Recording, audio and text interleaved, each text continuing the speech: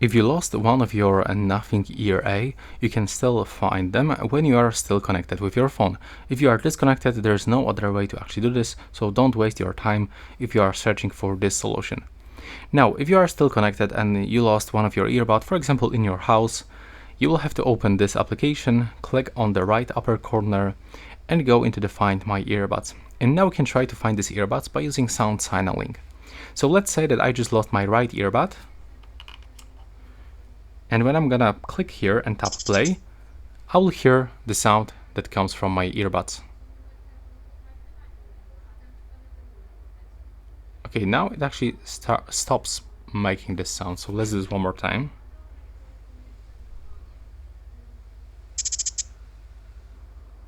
There we go.